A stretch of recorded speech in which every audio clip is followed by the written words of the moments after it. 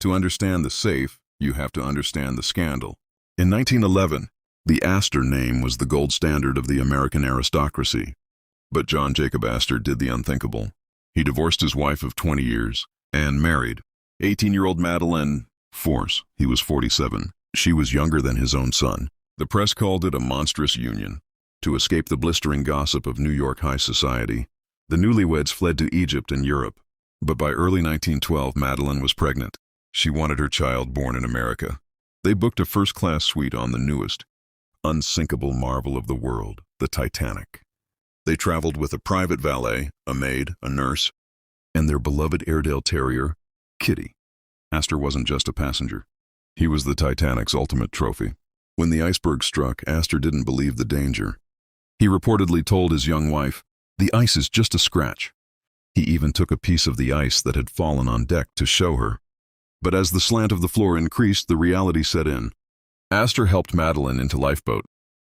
He asked the officer in charge if he could join her to protect her in her delicate condition. The response was cold. No men until the women are loaded. Astor didn't argue. He stepped back, tossed his gloves to his wife, and stood alone.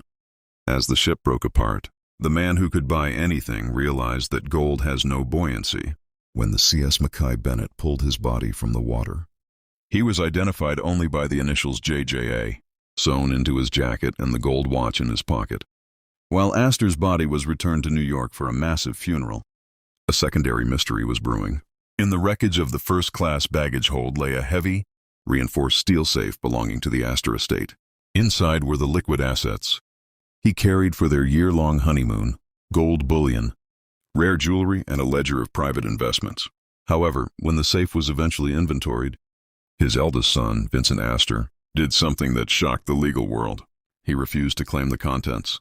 The untold secret was that Astor's new will almost entirely disinherited his grown children in favor of his teenage bride and her unborn child. The family was humiliated. To touch the money in that safe was to acknowledge the validity of a marriage they despised. Vincent Astor viewed the contents of that safe as blood money, a reminder of the scandal that had tarnished the Astor name. For years, the physical items sat in a legal limbo, a grave of their own, as the family fought a silent war over the legacy of a man who died a hero, but lived a social outcast. The money wasn't just wealth. It was a weight that threatened to sink the family's reputation even deeper than the ship itself.